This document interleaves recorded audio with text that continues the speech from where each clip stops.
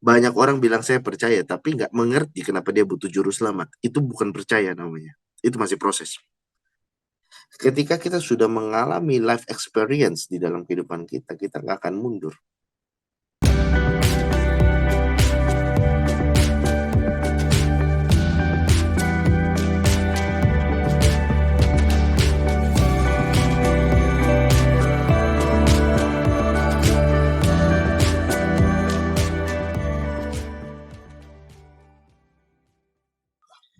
Shalom saudara, berjumpa kembali dalam Bincang Teologia. Untuk episode Bincang Teologia hari ini, saya akan berbincang dengan Bro Gideon tentang percaya. Untuk itu langsung saja kita akan berbincang dengan Bro Gideon pada hari ini. Halo Bro. Ya Bro, hari ini saya akan bertanya kepada Bro tentang kata percaya. Yaitu sebenarnya apa arti dari kata percaya itu dalam Kristen bro? Karena kalau kita lihat banyak orang mengaku bahwa saya percaya Yesus, tapi ujung-ujungnya bisa jadi mualaf bro. Karena kita lihat ada beberapa pendeta yang seperti itu. Gimana tanggapan bro mengenai hal tersebut? Silahkan bro. Ya, terima kasih bro.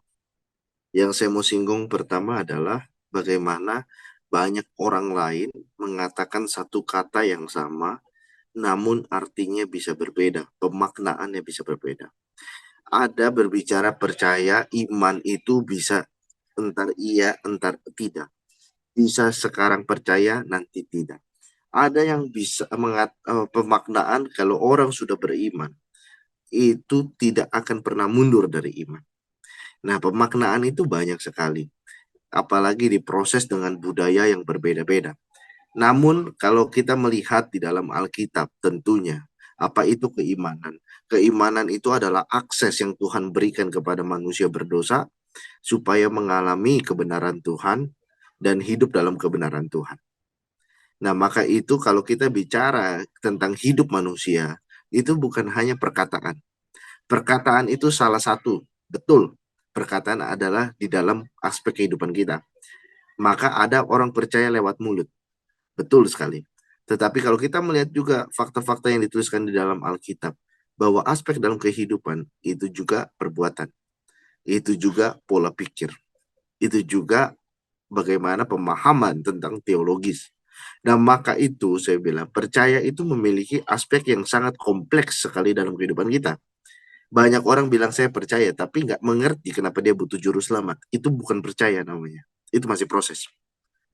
Ya, jadi ya sudah dimulai. Mungkin musuhnya sudah dimulai, tetapi ya kembali itu belum kuat, belum kokoh gitu. Maksud saya ya. Nah, maka itu harus diperkokoh lagi. Ya, kalau mengenai banyak orang yang berpindah kepada mualaf, ya itu kita bicara mengenai bagaimana kalau di dalam firman Tuhan orang yang sudah mengalami itu tidak akan pernah bisa mundur, ya. Jadi nanti mungkin saya akan jelaskan kalau ada pertanyaannya, ya. Demikian bro. Iya, thank you bro. Bagaimana pertanyaan yang berikutnya adalah apakah di dalam Alkitab juga menjelaskan kalau orang yang sudah percaya bisa pindah kepercayaan, bro? Bagaimana bro menjelaskan hal tersebut? Silakan. Iya, seperti ini contohnya. Kalau Anda tentu mengalami bahwa dari lahir Anda memiliki orang tua, memiliki ayah dan ibu, dan itu bukan suatu hal yang salah, itu suatu hal yang benar. Dengan bukti tentang surat perkawinan, ya, akta kelahiran kamu, orang tuamu atas nama siapa. Ketika ketika kamu mengalami itu, kamu mungkin nggak mundur dan kamu bilang kamu bukan orang tua saya. Itu dia. Keimanan itu. Ketika fase kita tidak mengenal Tuhan dan belum bertobat, kita butuh iman mengalami Tuhan. Ketika sudah mengalami Tuhan, betapa betapa pentingnya pola pikir yang Tuhan berikan, ajaran Tuhan berikan, sehingga mengajar kita bahwa kita butuh Dia. Ketika kita sudah mengalami life experience di dalam kehidupan kita, kita nggak akan mundur. Karena kita tahu itu benar. Seberapapun mau tersiksa saya nggak bisa bilang bohong bahwa ayah saya bernama A, ibu saya bernama B. Dan saya tidak bisa sangkal itu, karena itu adalah kebenaran, itu adalah fakta. Nah, maka itulah iman. Jadi kalau kalau kita melihat bagaimana orang mundur daripada iman, ya orang itu belum mengalami.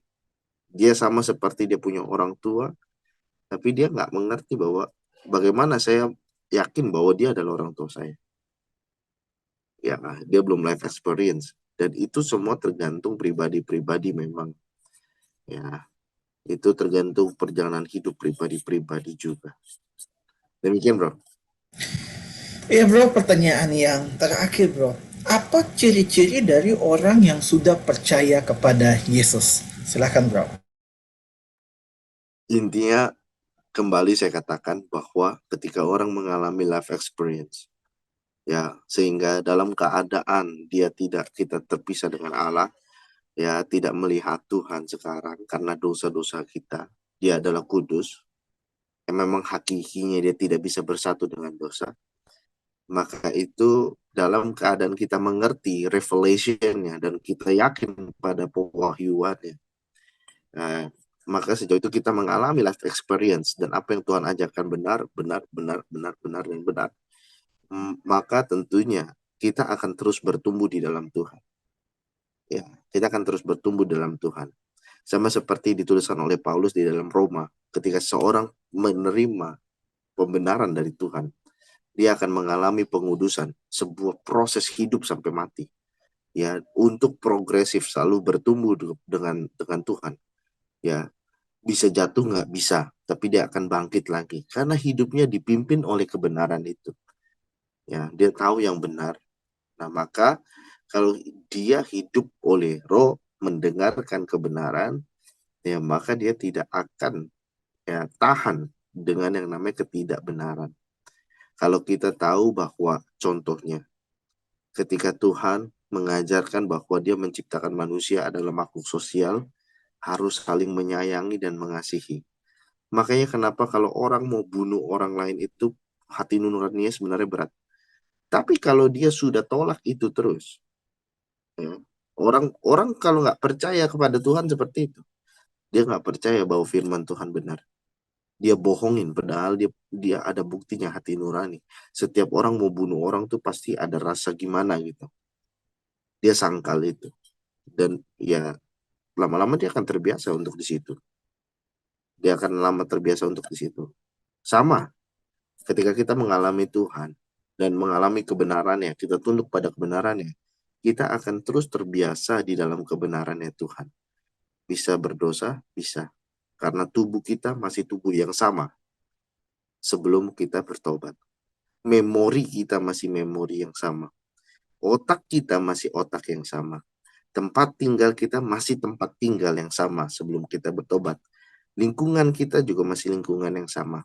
Maka itu seorang yang percaya itu akan terbiasa untuk di dalam kebenaran, berjalan di dalam kebenaran, dipimpin oleh Roh, ya sesuai dengan firman Tuhan.